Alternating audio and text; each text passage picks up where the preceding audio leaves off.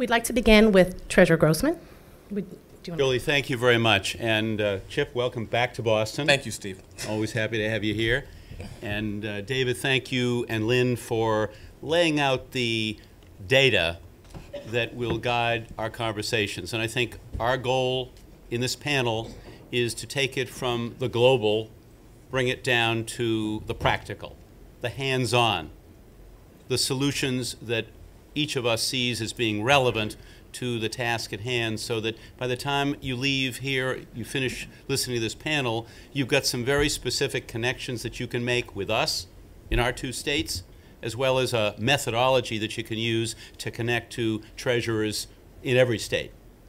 And so I just want to acknowledge Denise Napier in her absence, because Denise Napier is really something of a hero to many of us who watch these issues play out and who look for pioneering practices. Denise Napier is not only a hero in Connecticut, in New England, but nationally, because she speaks the hard truths. She talks about the facts. She talks about the fact that women and minorities are not appropriately represented in corporate boardrooms and in the executive suites of the largest publicly traded companies in America, and that there's a role for state treasurers in governance to speak up when we think that the fundamental principles are not being adhered to. So Denise has really set a standard, and I think Chip and I owe a debt to Denise in terms of her leadership. And so even though she's recovering and out of the hospital and she'll be fine within a couple of weeks, we send our best wishes to her, and we want to publicly acknowledge her leadership nationally on some of these key issues.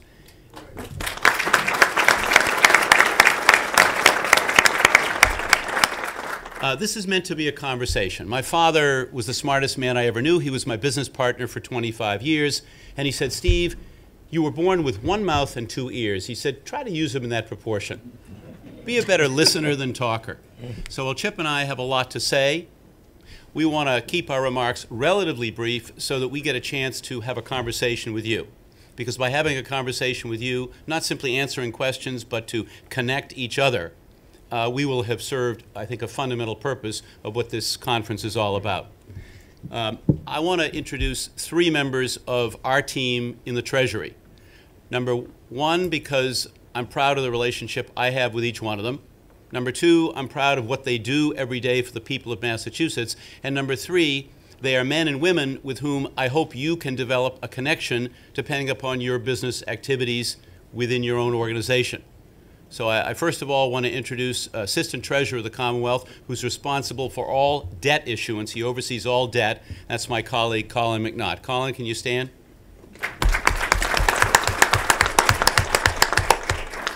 And I'll be talking about investment banking decisions as one of the 5 key ingredients.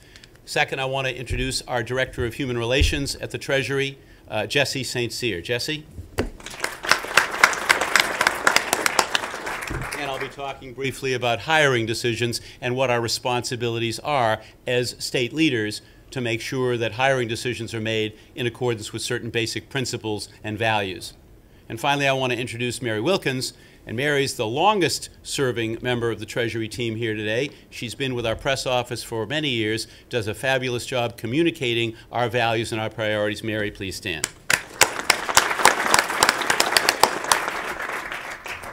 Let me start with sort of a fundamental credo or principle that I try to use in everything that I do. That every part of state government must have a commitment to reflecting the diversity of the society in which we live, and to engage in procurement practices and buying decisions in keeping with that commitment.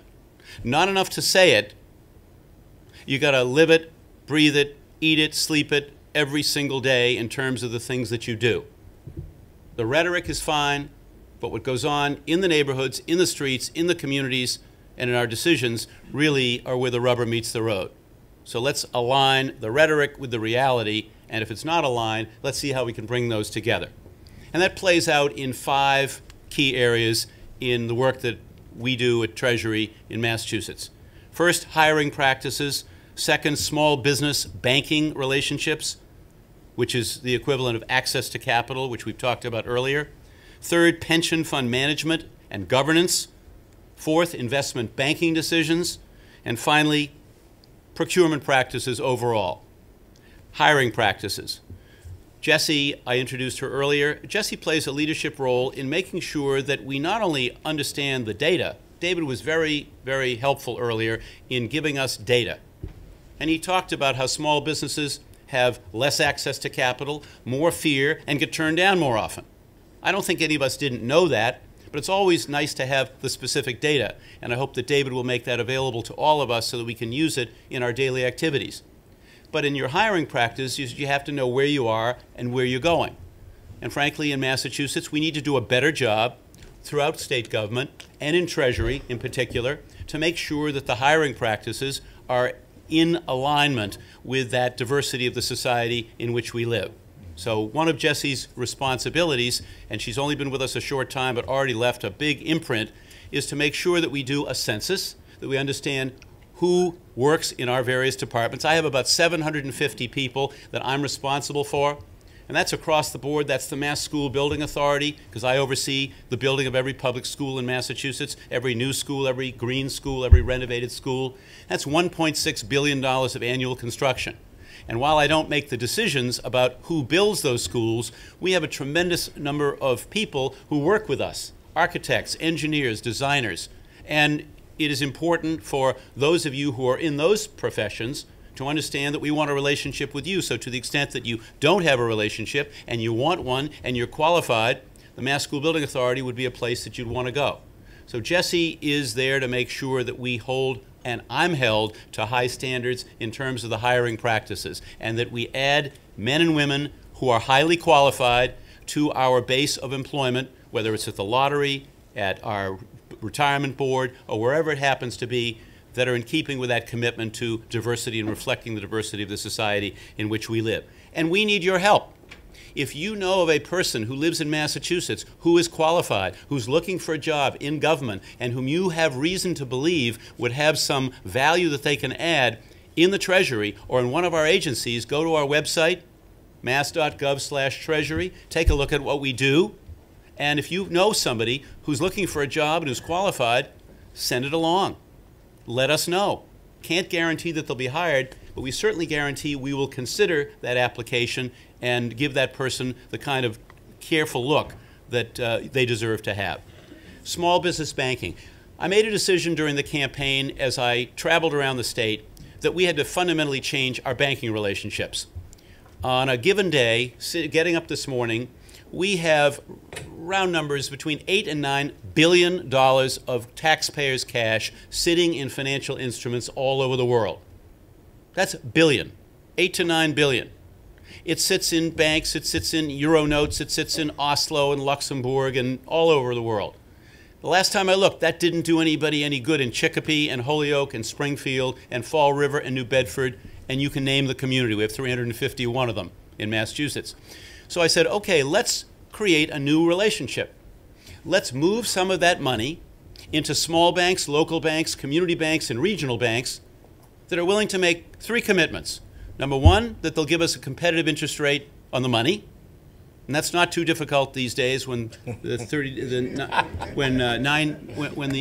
90-day LIBOR rate is 31 basis points, round numbers. We've got to protect the money, so it's got to be insured or collateralized, so the taxpayers' money is protected. And those banks need to make a commitment to lend the money to small businesses with a focus on gateway cities, with a large burgeoning population of minority-owned entrepreneurs and particularly minority-owned businesses. And so that program we're in the middle of right now. We are in the process of finishing an RFQ for every bank in Massachusetts. We have 200 of them. We put out a whole series of documents for comment. We got a lot of comments back from the banks. If you want to look at that program and see how we've adopted it, what the qualifications are, again, go to mass.gov/treasury, and you'll see right on the home page the banking partnership all laid out. It's our small business banking partnership.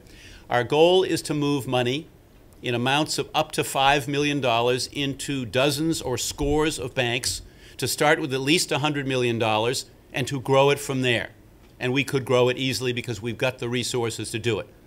Let's take the money that is taxpayers' money and move it into communities and into banks that make a commitment to small business lending with a focus on minority business enterprises that are qualified. We can't tell those banks what their qualifications should be. We can't tell them how to lend that money because they've got to make sure those lenders or those borrowers are qualified. But we can certainly encourage them and use our resources wisely to serve the needs of the taxpayers of the Commonwealth. That's access to capital. Lynn Brown mentioned earlier Springfield and her partnership with Springfield. I met within the last 48 hours with Carlos Gonzalez. Carlos Gonzalez is the head of the Latino Chamber of Commerce in Springfield, the fastest growing chamber of commerce in Massachusetts. Almost 600 members. He'll have 1,000 members within 2 years. And he is developing all kinds of ideas for Latino entrepreneurs to create access to capital programs. He's in Springfield, covers the whole state. I learned this all just the way you would expect to learn it. I sat in roundtable conversations during the campaign. I sat at Merengue Restaurant up on Blue Hill Avenue with Hector Pena one day for 2 hours, and I sat with 11 entrepreneurs, and I said, tell me what you need. It was access to capital, access to capital, access to capital. Not just bank capital, because some people don't qualify for bank capital, but equity capital, which was David's theme toward the end of his talk. That's the kind of work that I think all treasurers can do, and we need to hold states accountable to using taxpayers' money to benefit all the citizens. Third, pension fund management. I think it's absolutely critical that we reach out to firms that have not historically participated. I look for best practices. I don't think everything that goes on in Massachusetts is necessarily the best practice. Other people do things that are noteworthy. Peter Francho in Maryland, who's the controller, and he oversees the pension funds, created a emerging managers program involving small managers, women-owned managers, and minority-owned managers several years ago. He created a pool of funds, which now I believe is about $3 billion. That pool of funds has actually outperformed, in terms of investment return, that of some of the larger firms that he does business with as well. So if Peter Francho can put an emerging managers program in place and bring significant numbers of women-owned and minority-owned firms into a business where they can manage money on behalf of the citizens of the state of Maryland, then Chip and I and all the treasurers around the country have an obligation to do the same thing. Again, they have to adhere to the highest standards. We're talking serious fiduciary responsibility here. We manage close to $50 billion. Chip's got a big portfolio as well. No one in this room and no one beyond this room is looking for business without being qualified for it. It is a given in this room that each of us is going to try to compete for business based on being highly qualified. But because relationships matter, and David talked about relationships, the great Indian Nobel Prize winning author Rabindranath Tagore once put it very simply. He said, all life is relationship. And when you don't have the natural relationships, either from college or from graduate school or from the club that you belong to, you don't have those open doors. Those doors aren't open to you. And we need to work to facilitate the opening of those doors. I can help anybody get in a door once. The second time they get in the door, they have to earn their way in. And I think that's the way it should be. Governance. Denise Napier is a leader in corporate governance. We are rewriting the standards by which we do our proxy voting, because we want our proxy voting, because we manage billions of dollars of public securities. So therefore we have proxies, and this is the proxy season, and this is the time when you can go, and Chip and I can go together with 7 other treasurers and stand up at a board meeting of a big company and say, Mr. Chairman, we rise as owners of 26 million of your shares to say to you that you're not doing the job. You don't have a single woman sitting on your board of directors. You don't have a single person of color sitting on your board of directors. And everybody in this room knows, and beyond this room knows, that if you want the best decisions made, you have to have a diverse point of view and a set of point of views around that table.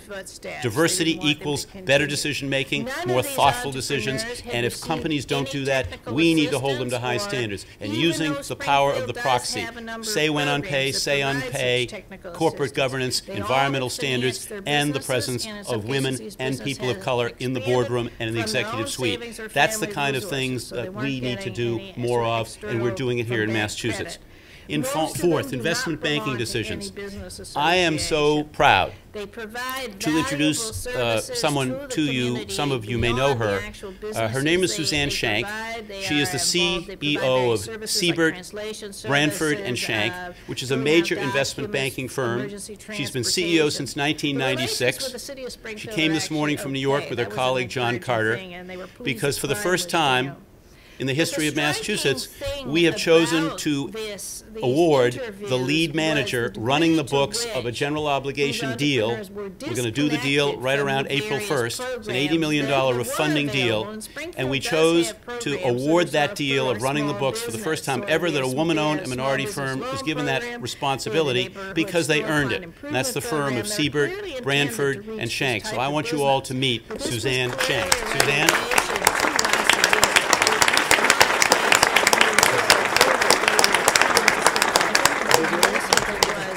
I want you to meet her colleague John Carter, with whom Colin McNaught works fairly closely together. Why did we make this decision? To approach them and probably through it is a given in this room that each of us is going to try to compete for business based on being highly qualified. But because relationships matter, and David talked about relationships, the great Indian Nobel Prize-winning author Rabindranath Tagore once put it very simply. He said, all life is relationship. And when you don't have the natural relationships, either from college or from graduate school or from the club that you belong to, you don't have those open doors. Those doors aren't open to you, and we need to work to facilitate the opening of those doors. So we came I can help anybody get in the door once. The this second is a time they get in the door, promising they area have to earn for their way in. Springfield and And I think other that's the way it should cities. be. It seems it has Governance. potential. Denise Napier for is a leader in corporate governance. We are rewriting the standards by which we do our proxy voting. Because we want our proxy voting, because we manage billions of dollars of public securities. So therefore, we have proxies. And this is the proxy season. And this is the time when you can go, and Chip and I can go together with 7 other treasurers and stand up at a board meeting of a big company and say, Mr. Chairman, we rise as owners of 26 million of your shares to say to you that you're not doing the job. You don't have a single woman sitting on your board of directors. You don't have a single person of color sitting on your board of directors. And everybody in this room knows, and beyond this room knows, that if you want the best decisions made, you have to have a diverse point of view and a set of point of views around that table. Diversity equals better decision making, more thoughtful decisions. And if companies don't do that, we need to hold them to high standards. And using the power of the proxy, say when on pay, say on pay, corporate governance, environmental standards, and the presence of women and people of color in the boardroom and in the executive suite. That's the kind of things that we need to do more of, and we're doing here in Massachusetts. In fourth, investment banking decisions. I am so proud to introduce someone to you. Some of you may know her. Her name is Suzanne Shank. She is the CEO of Siebert, Branford and Shank, which is a major investment banking firm. She's been CEO since 1996. She came this morning from New York with her colleague John Carter because for the first time in the history of Massachusetts, we have chosen to award the lead manager running the books of a general obligation deal. We're going to do the deal right around April 1st. It's an $80 million refunding deal, and we chose to award that deal of running the books for the first time ever that a woman-owned and minority firm was given that responsibility because they earned it. And that's the firm of Siebert, Branford, and Shank. So I want you all to meet Suzanne Shank. Suzanne?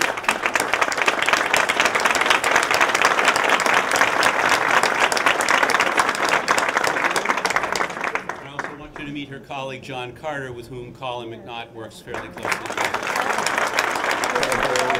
The Business Development Agency has been to expand the U.S. economy and create new jobs. The basic fundamental principles that Colin McNaught uses every day of his life in managing our debt.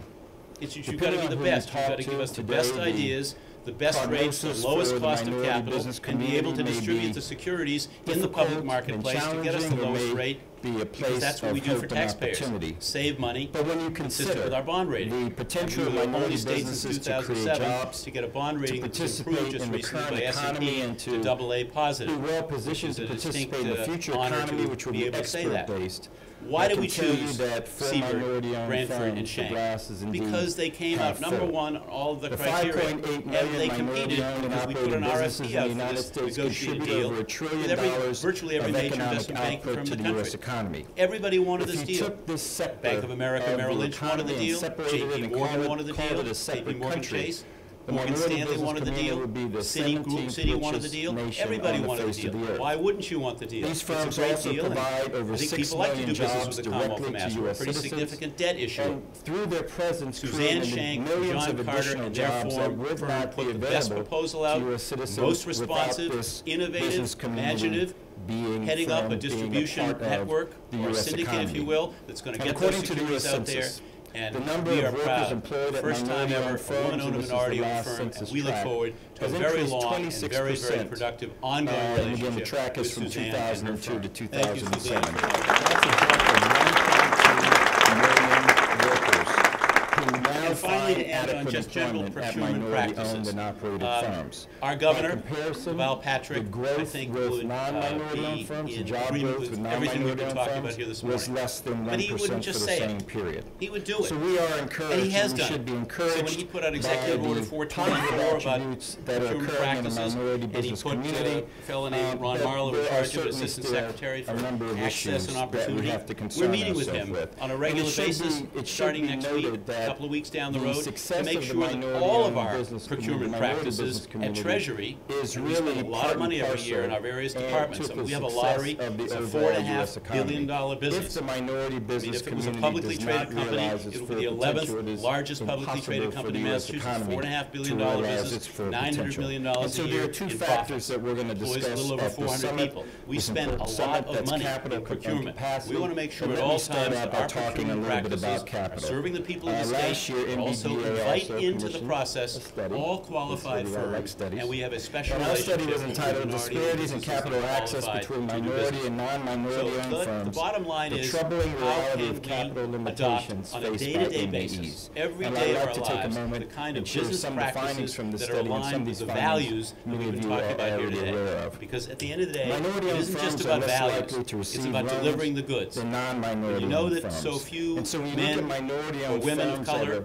greater represented in than boardrooms, $500,000 then we get an obligation to do in something gross about receipts. it. When you know that there's a great Minority-owned investment firms banking receive firm loans that about beat every 41% other of the firm on the time. street, This despite compares the fact to that many of them are non-minority-owned hundreds of firms who times the receive size, loans about 52%. that's delivering the of the goods to the time. people of the Commonwealth And when and minority-owned moving this ball firms receive forward. At the end loans, of the they day, actually we're have looking to to pay see more things for happen that as a result of capital. this conference During the that matter, that create analysis wealth, period, that create minority-owned access to firms are capital, paying about that create equity, 7.8% and that create for jobs, the capital that they and that create have the compared preconditions to for the kind of non-minority-owned explosive firms who are growth paying of the about minority business community that we all 6.4% at the want, same risk hope level. for, So in other dream about, words, and are doing minority-owned something about. firms, by Jim? virtue of their structure, by virtue of Thank you, Treasurer more Grossman. for capital at I the must say same that's an level encouraging of risk. reality, and we so Minority-owned firms appreciate are the also work of our likely to be office. denied loans more like to readily. introduce And Treasurer again, Flowers for minority-owned firms from the under First State Governor. $500,000 in gross revenue. these That was would a be tough act to small follow, I because we tell you. separate- we break it out Steve's between giving out goodies and $500,000 or more and $500,000 and less. The loan How about to say, what am I giving? astronomical right?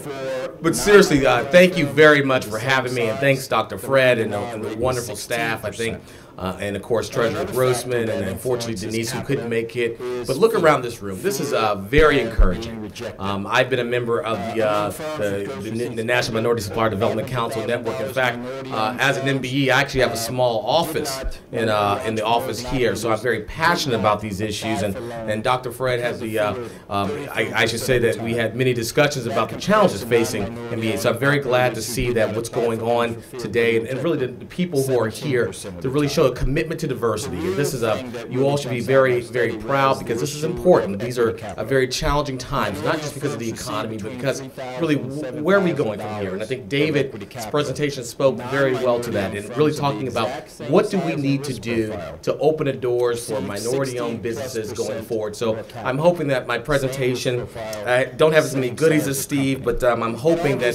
we can have a frank discussion. But I think it's very important for me to really tell you a little bit about the the great state of Delaware. I'm sure you all know, other than Joe Biden, it's one of the smallest states in the union.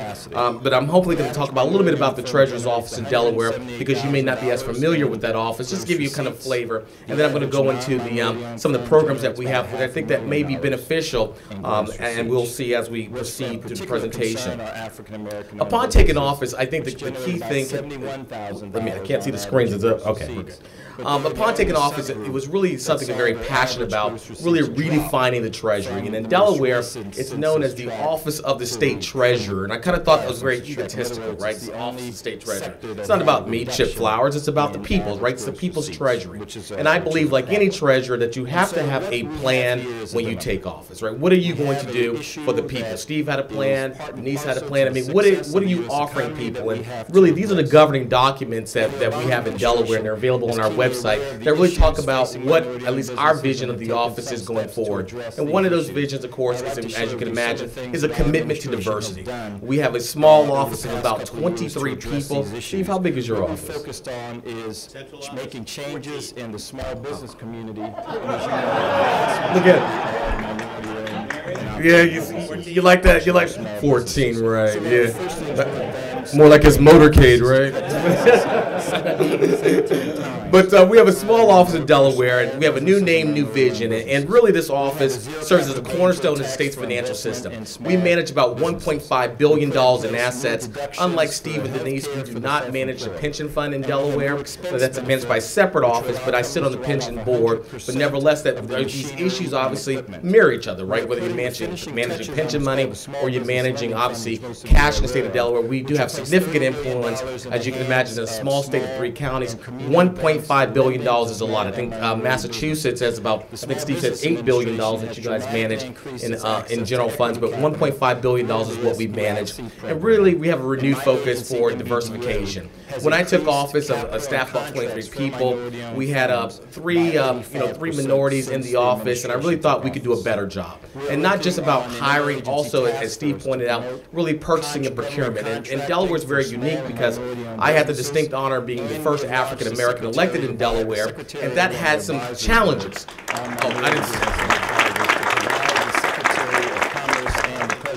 That's for a plug. But that had some unique challenges because really when you push these diversity initiatives, you have to get people to really think outside of the box and understand that it's just not being a token in the room.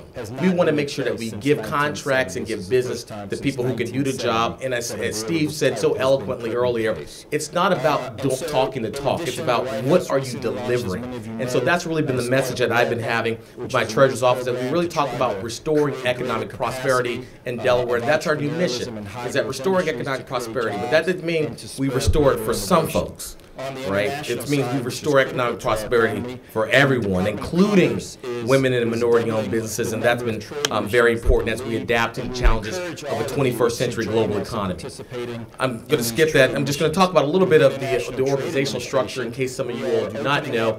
I'm sure you don't spend your time surfing the web and studying the Office of the State of Delaware's website.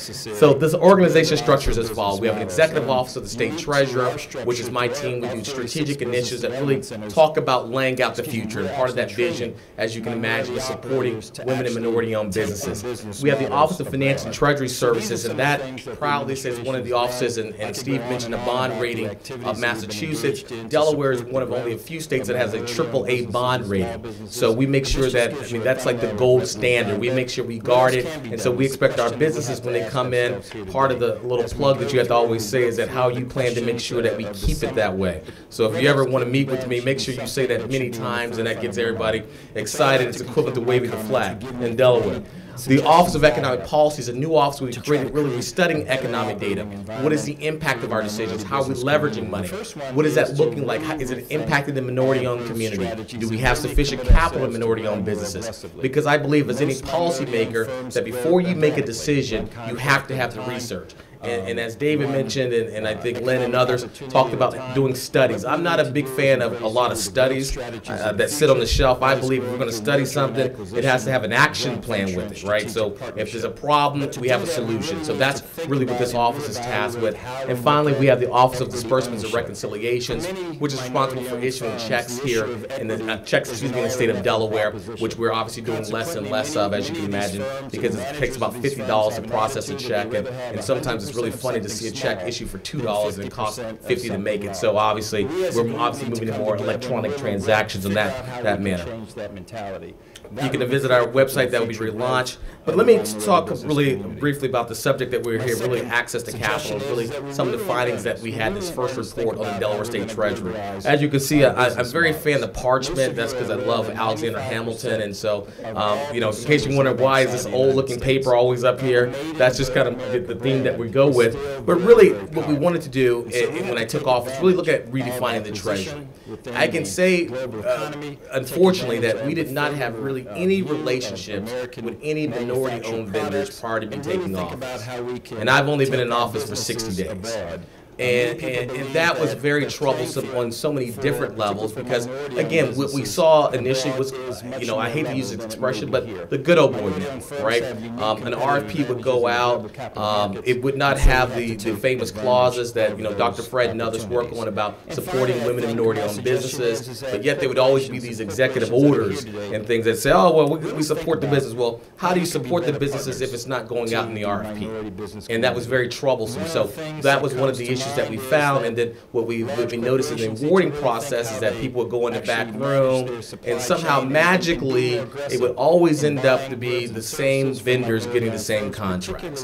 And that was a major problem. That's something that we are working on, and I have policies that we are going to bust that door open. So the first few months of my administration, we've been targeted by the news. Chip Flowers has some radical ideas. He wants to take the money away from some of our favorite banks. And that's an unfortunate reality that we live in, but we have to do those things. So what we've done is that the part of this program, we've talked about the Small Business Investment Program, and we've met more often with probably Steve and his predecessor's administration because you all are lucky to have a wonderful administration and Steve Grossman and his predecessor. They did a wonderful job in really understanding the importance of capital, how you can leverage money to create jobs. And in Delaware, we are doing the same thing. We actually are modeling a lot of our program.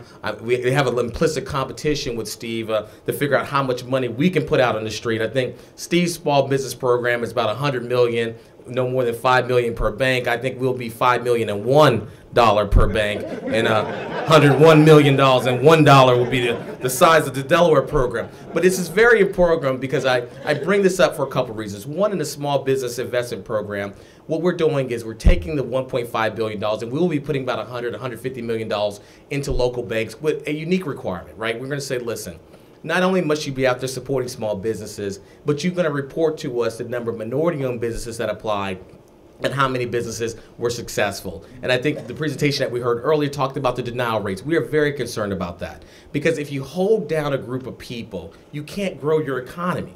It's just that simple. You can't say, well, we're only going to support these people over here. We're not going to support these people over here.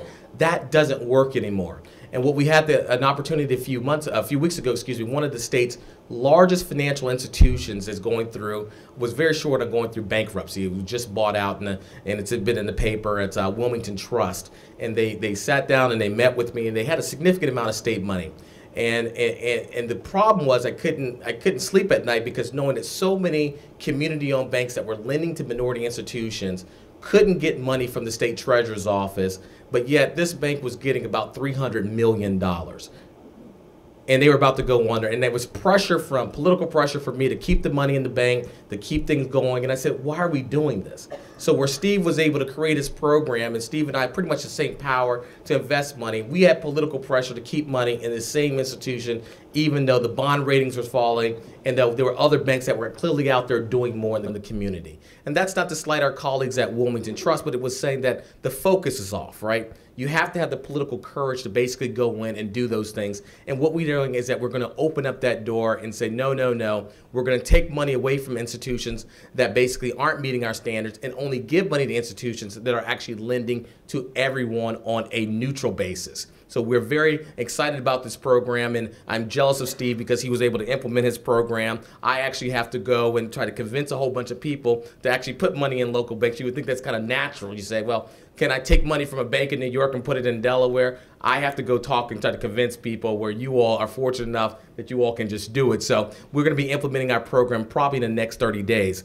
But another special program, two other special programs I want to talk about, is our Economic Targeted Investment Program, which is something I'm very excited about, that we're meeting with a lot of investment banks. Is that one of the requirements that we're having is that this Economic Targeted Investment Program, we are asking banks to say, listen, we have communities that basically, minority-owned businesses that need capital. How can you take state money, package it in a way that's going to put money into minority areas that are going to create jobs and get our economy moving? And that's something that we think that many businesses can take a part of. And whether or not that you are an investment manager in Boston, Massachusetts, if you have a creative idea, we want to hear it in Delaware. This is not just about making sure that within our state that we support those businesses there. Yes, we're going to support Delaware businesses, but it's also about supporting those businesses that think outside of the box. And so what I've been doing is meeting with a variety of different banks over the course of the last two months, really making sure. Now, I'll give you a clue. If you come into my office without a diverse team, I'm going to be upset. And I've had, on a number of occasions, I've had to call out certain banking institutions that love to bring down, they bring down teams of people. It's amazing how many banks will meet with you and they'll bring 20 people down. And I always enjoy, like, wow, 20 people. I mean, what do all these people do? Only one person talks. Have you noticed? Hi, Mr. Treasurer Flowers. I'd like to introduce you to our whole team. But only one person gets to talk, and the rest of them there just kind of flip the book with you. God, I love my job. So you walk into the room, and myself, my deputy will walk in, we'll sit, and there'll always be a long conference room table, and they'll give their presentation, and they'll always talk about, it'll always be like a bullet point on slide 15 that we are very diverse, but yet in the room there's no diversity. And so I always say, listen, don't put the bullet point on your slide. Like, if you want to show me that you are diverse, make the room diverse. And so as a requirement, I always like to make sure that it says, what are the members of your team? Do they have a diverse background?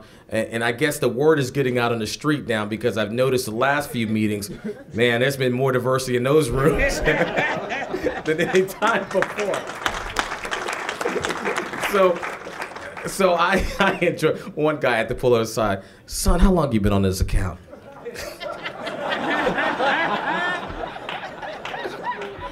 Treasurer, I don't want to say anything, but I just got pulled in a couple days ago. So at the end of the meeting, I said, I want this guy to be my point person. Only he can talk to me. But I'm serious. I mean, you have to have that commitment. I'm joking, but this is the craziness that we see. And I was talking to Denise about this, that you have to have that commitment. You have to go to step beyond. It's not about just what's on your pitch book. It's about making sure that you're committed to the cause and doing the things that are really right to do.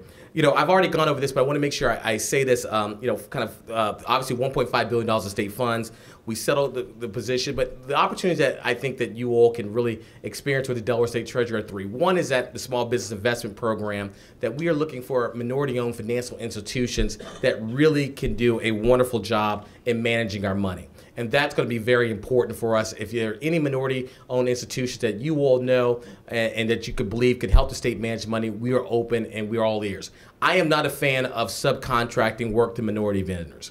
I make no bones about it. I want to make sure that you can get in the front door like anyone else. So the whole notion of teaming and I think it's a wonderful idea to work with companies and brand, but at the same time, I meet with my minority-owned investment managers, just like J.P. Morgan Chase, any other larger institution. You sit down, you pitch to me. If it makes sense, we'll give you business. Now, if you don't have the capacity to do $300 million of managing money, we can find a number that works for you. But when you come to the state treasurer's office and meet with me, have it together, because we are going to take you seriously. We're going to be very credible. And if you have a credible presentation and credible ideas, you'll be listened to. In our RFPs, we're making sure that every RFP issued has a minority-owned clause. We are out of the, I am not the governor. The treasurer, unfortunately, in Delaware in recent years has always been elected the governor. So everything we do, we're always looked at with that light. So I always make it very clear to use that pulpit to my advantage and say, well, the governor has done a wonderful job issuing executive orders, but it's got to be in the contract. I want those RFPs to make sure that they stay, that we must have minority-owned contracts, and we're going to issue them to minority-owned businesses. Also, that we want to make sure that the small business investment program, that you can participate in that program, and also that the number of investment managers, we are looking for more minority-owned investment managers. We have none in the state of Delaware, 0. I was actually talking to Treasurer Napier a few weeks ago, talking about, does she know any, just to make sure that we get people access to capital. Now, that being said, we're not just going to throw money to a minority-owned business just for the sake of doing it. And I think Steve brought up an excellent point when he said that your company had to come in and be qualified. And that's what it's about. Bring your A game when you talk to us, because I will always make sure that door is open for you, but you have to make sure that you get the business. And also the number of MBEs in the state bond issuing process. That number, again, is 0. I am not comfortable with 0. It bothers me. We are going to open that door up, and we're making sure that our lenders, even though we may not have a minority-owned vendor doing it, that I expect that team to be diverse. Again, that's another way, and I expect them to also work with minority-owned firms if they can do it, to make sure that we're issuing money and we're issuing debt in a diverse manner. And finally, as I said before, that I don't mind increasing the MBA participation in subcontractors, but that's not what I'm about. Subcontractors is one thing. If that's one way we can get you in, that's always the last resort in my mind. Some concluding thoughts here. Always, when you come meet with me, how are you going to impact Delaware? Do your homework, read the plan. Have a little copy. One of the investment bankers said, Treasurer Flowers, we read your plan. So it just kind of put me in a good mood when they said that. I said, oh, thank you, right? But that's very important. How are you going to impact Delaware? Do you have any employees in Delaware? Delaware, it's very easy. Many corporations are Delaware corporations. So if you don't have employees, say that you are a Delaware corporation. Is your MBE ready for business? Unfortunately, I had one MBE come into my office. We had the whole team ready, and unfortunately, he didn't have the pitch book, didn't have that together. That sends a bad signal, right? My team, some members came up, well, that was a waste of time. And I said, no, it wasn't. You meet with some good businesses and bad business. Don't criticize just because that MBE wasn't ready. But I ask you all to do me a favor when you come meet with me, have it together.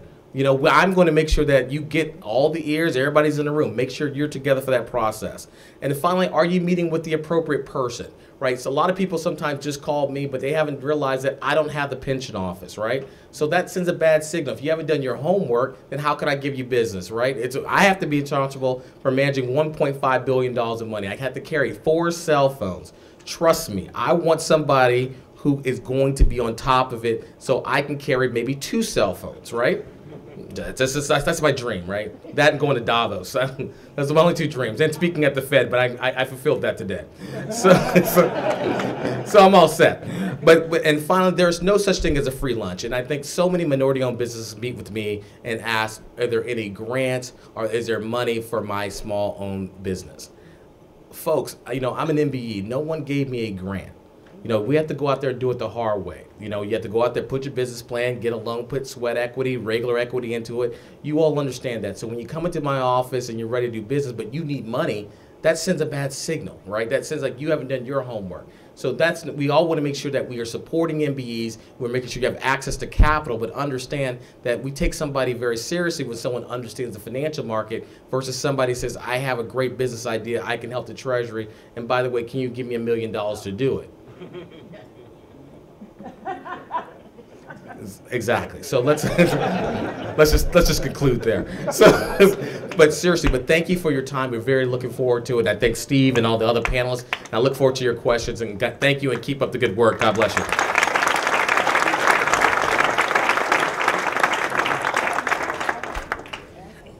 I'd like to thank our 3 panelists again. These gentlemen are truly committed, and we appreciate the commitment.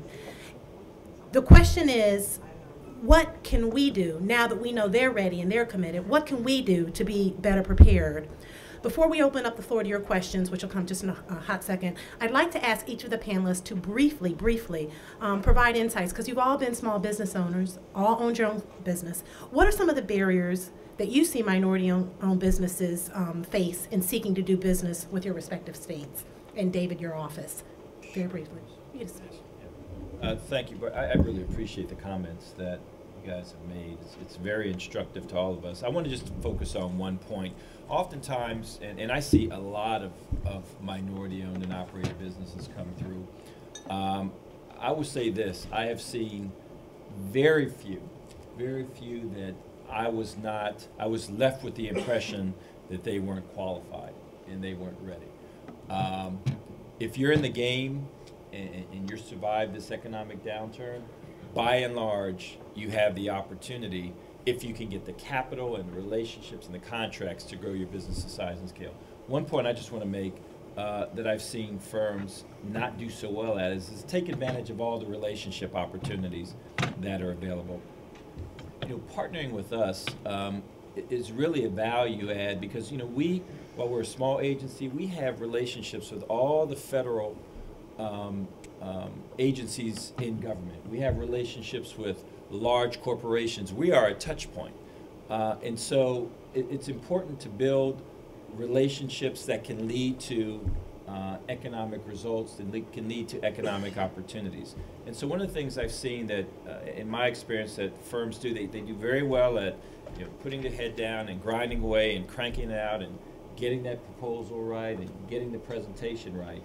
But they don't do as well at really understanding the broad relationship nature of business and actually executing that through building relationships with organizations like ours and others. And that's an area where I think a lot of improvement would yield greater results. Thank you. Treasurer Grossman. Just one quick, and I think Chip hammered away at be ready. Yeah. When you come in, be ready. You got to bring your A game to the table. You don't get you don't get a second chance to make a first impression, whatever cliche you want to use. The reality is you got to be ready. I don't know if Ron Walker is in the room yet. Is Ron here yet? Ron Walker. Ron? Hey, Ron. Ron is president of Next Street Financial.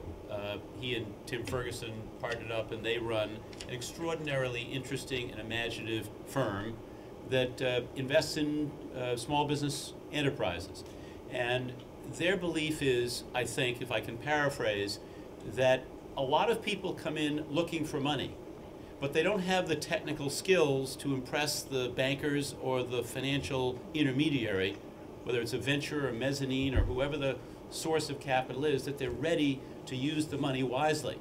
And so many businesses come in with a great idea. They're willing to work 80, 90, 100 hours a week, but they can't get beyond the technical skills that they don't have because nobody's given them those tools.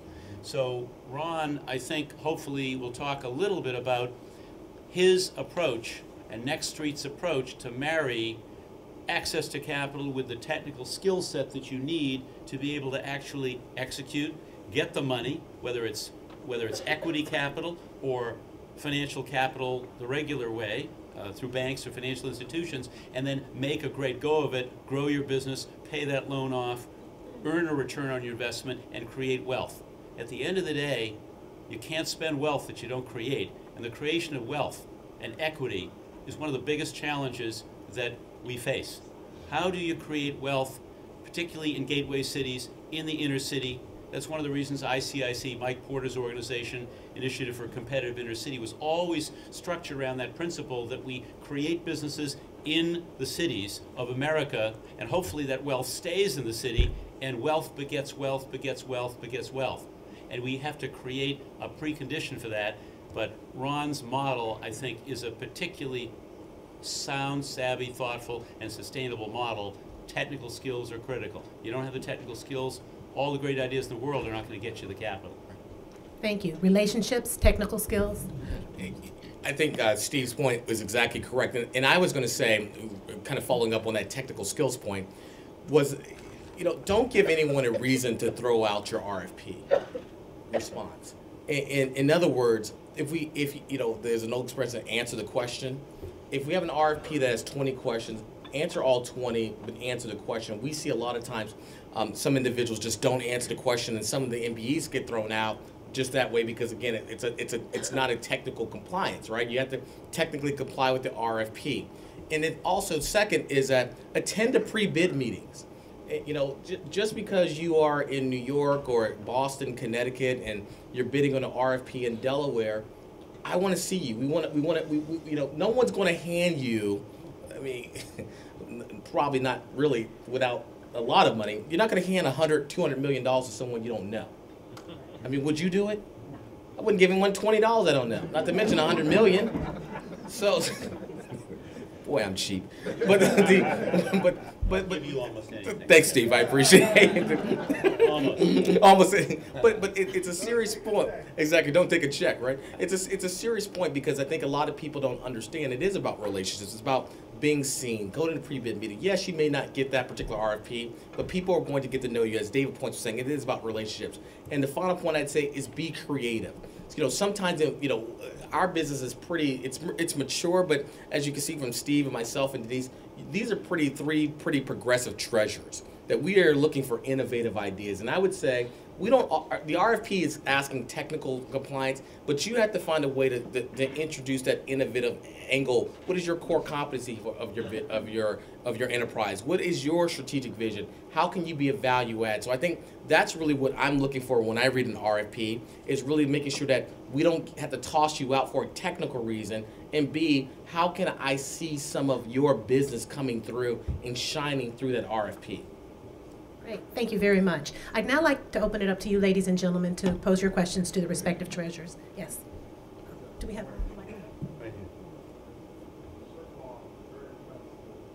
Hold on. 1 second, we have a microphone coming to you.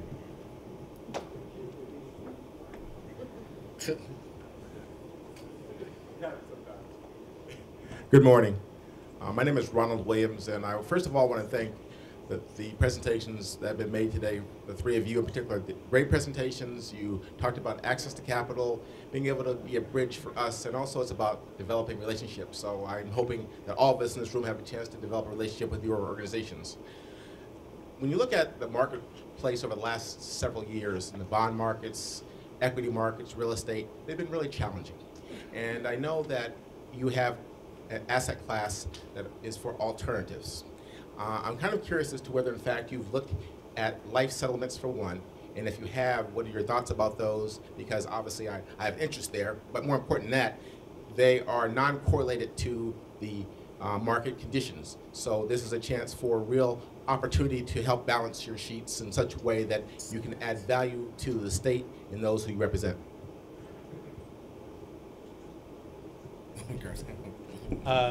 You know, I said my father was a pretty smart guy, but he also said, when you don't know the answer to a question, don't make one up. And I'm not sure I could qualify to answer that. I know when we invest funds and I am responsible, I do chair the pension board, which is $49 billion. We do have a significant investment in alternative investments. In fact, a third of our portfolio is alternative investments of one kind or another. Real estate, timber, et cetera. We do have an economically targeted investment program totaling something close to $290 million.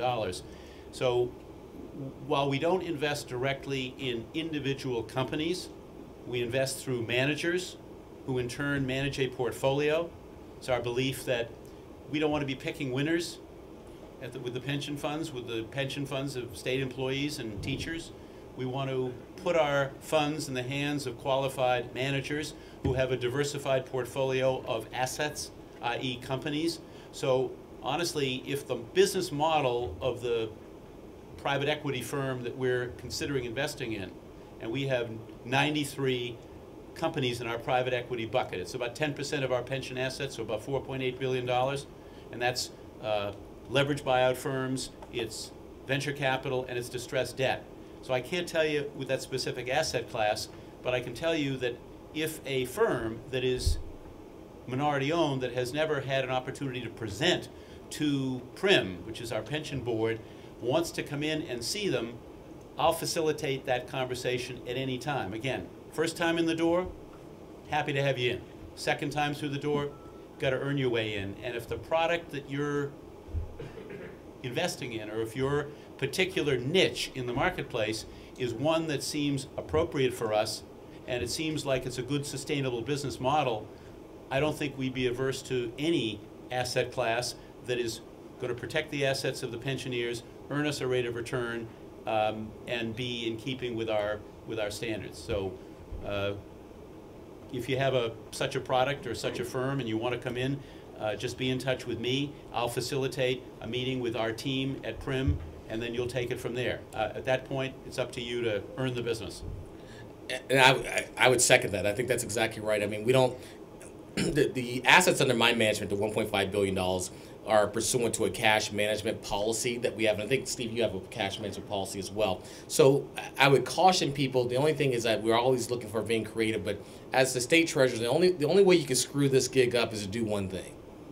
Is you don't follow that cash management policy and you go invest in something that loses what? Taxpayer money. Nobody's going to hear how you thought how you thought that an idea was very creative. Taxpayers don't like that. They want to say, listen, your job is to watch it and make sure it's safe. So what we make sure that we obviously abide by that policy. So, you know, as a general, treasurers focus on protection of principal first. So if you come in with some high yield, risky scheme, many of us can't invest in it because it's principal, liquidity, then yield. And the treasurers that often get in trouble are those who kind of reverse that order, do yield, liquidity, then principal. So that's the only cautionary words I'd say when we talk about, you know, alternative investment vehicles, because obviously we have to make sure they line up with those three goals.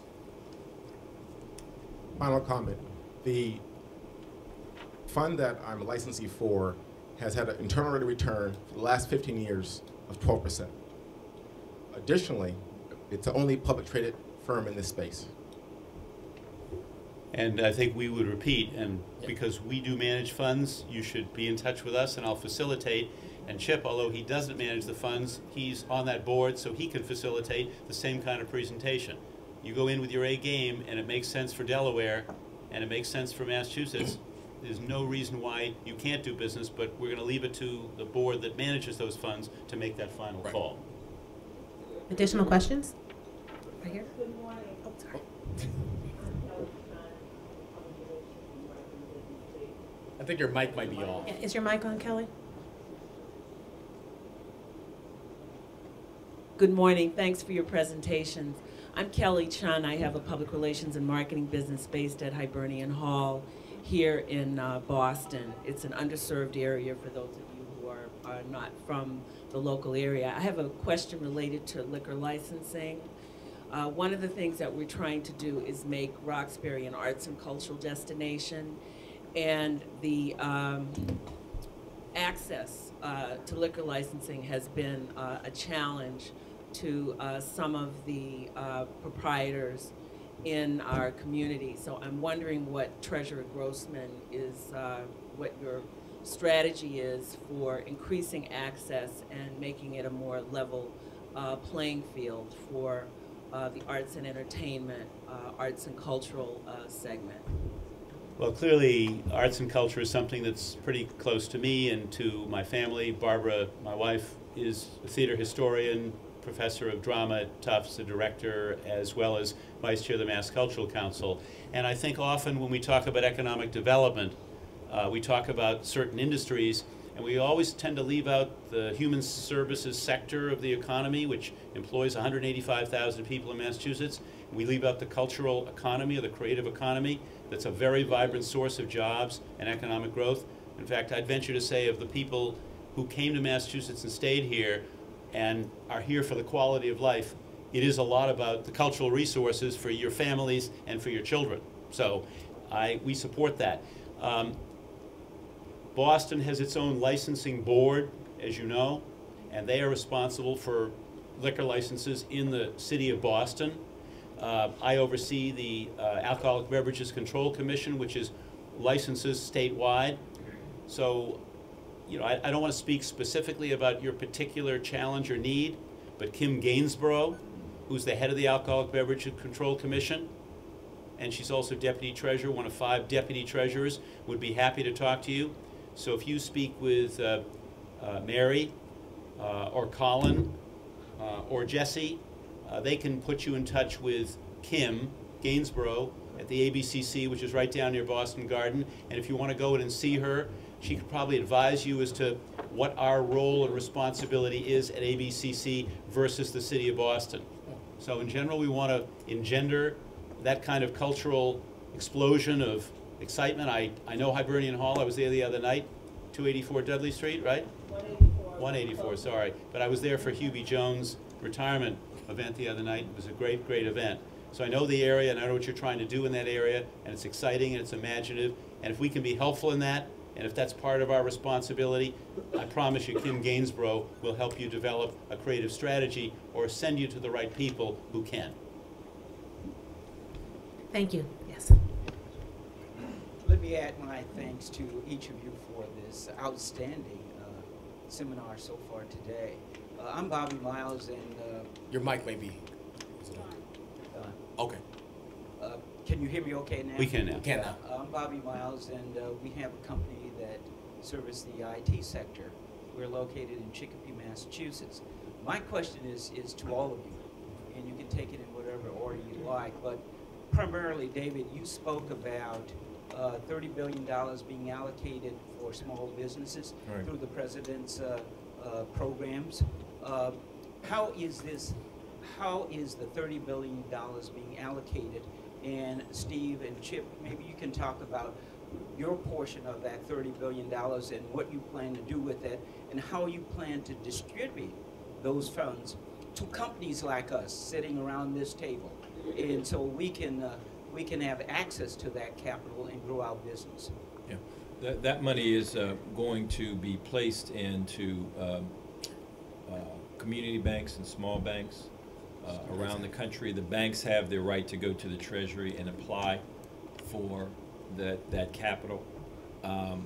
They have to lend to small businesses, minority-owned businesses, women-owned businesses, and depending on the lending amount will determine the actual interest rate that they pay for the money.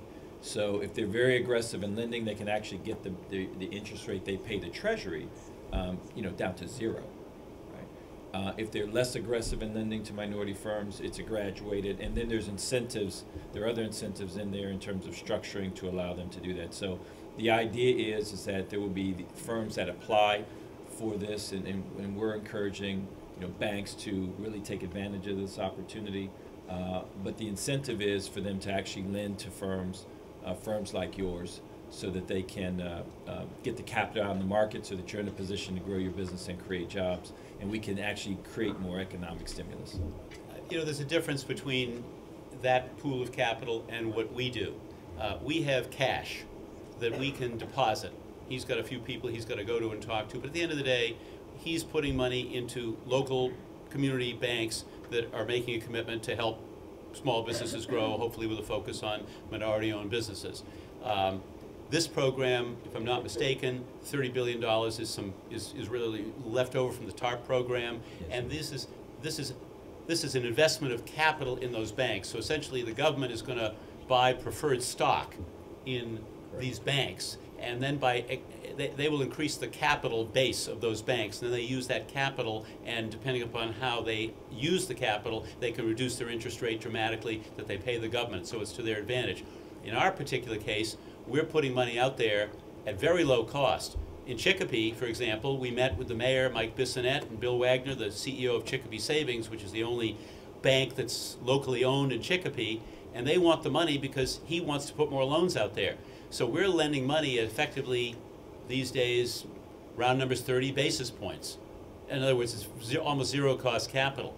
If Bill Wagner can take that money and loan it out to qualified small businesses like yours, and we're going to encourage him to do it in the small business sector with minority interest, minority business focus, that gets money out there quickly. So they're complementary programs and some fundamentally different.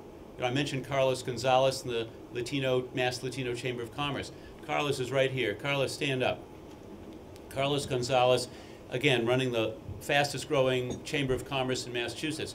His vision is to partner with the Treasury and with others in state government to create a pool of funds that can leverage growth and can create not only borrowed capital, because some companies aren't appropriate for borrowed capital, but also equity capital through various and sundry state programs that I don't oversee, but the governor oversees through a whole range of programs. So these are all complementary. None of us operate independently on our own, and that's what we do. We partner with the governor, we partner with the government through SBA, et cetera, and if we work together, and you work together with us, and we can put you in touch with, if you're a Latino business owner and you don't know Carlos, you need to know Carlos, because Carlos is developing, I think, one of the great platforms for encouraging capital formation among Latino business owners. Other people in this room, and I hope when we break, whether it's for lunch or otherwise, that that's going to engender the kind of conversations here that will put business cards in the hands of other people, and that's what conferences like this are all about. It's about networking and technical skills and meeting people and knowing that from this point on, you can call David, you can call me, you can call Chip, and we will return every one of your phone calls.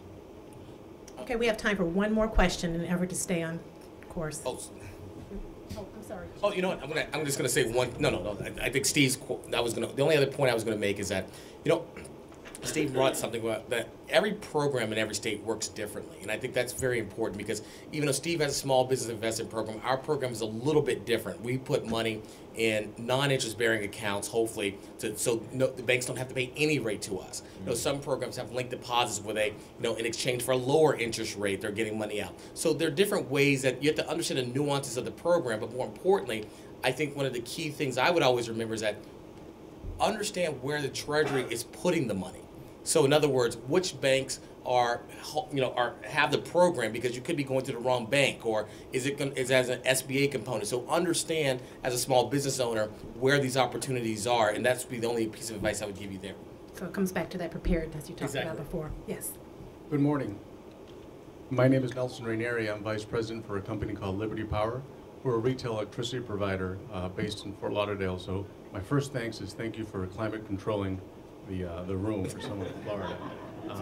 I also went to school and graduate school here, so I'm very happy to see that the tradition and the practice of being at the vanguard of change and bringing the public-private sector together continues. And Dr. Fred, thank you for the invitation. My question is one of, to get a sense of kind of a reality check if the following idea makes sense. Both of you are states where competitive suppliers of electricity exist, where energy prices now are at a low point, but where energy consumption or procurement for especially small businesses is always a challenge. And you both have very solid credit ratings. Why is that important? Because what we've seen in our company, and we serve now tens of thousands of small to very large customers in these states that are deregulated, when we go out to buy power, the credit rating of the customer that we have is critical. And what I'm trying to think about is when you talk about, for example, Latino Chamber or other chambers that have a possibility of working together, pooling that buy, maybe working with one of your agencies that would somehow in the value chain be able to benefit from that strong credit rating to work with us or frankly anyone else that would be able to find the synergy or the benefit of that strong credit rating to then pass along those savings to, frankly, customers that at this point would not benefit from a strong purchasing backstop, if you will. It's a very interesting point because, and Colin McNaught could probably talk for a good long time about how if you come under the umbrella of an entity that has a higher credit rating, how you can save money for the entity involved itself. We're doing this deal that Suzanne Shank and John Carter and Siebert Branford Shank is doing is a refunding, and because it comes under the general obligation rating of the state, correct, Colin? We're going to get a significant savings, and depending upon market conditions, we're going to save on an $80 million refunding somewhere between $7 and $10 million, and probably the higher end of that range, but 7 to 10 million would be a good range.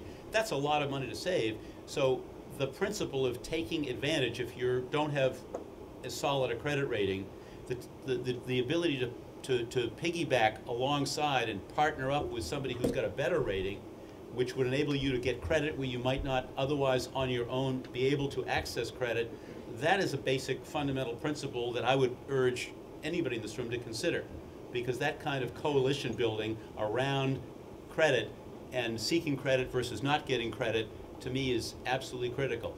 Small emerging growth companies that can come under a different umbrella. Carlos, for example, has got an idea, I won't go into it in the interest of time, which I think will give him an opportunity potentially to access markets for significant dollars.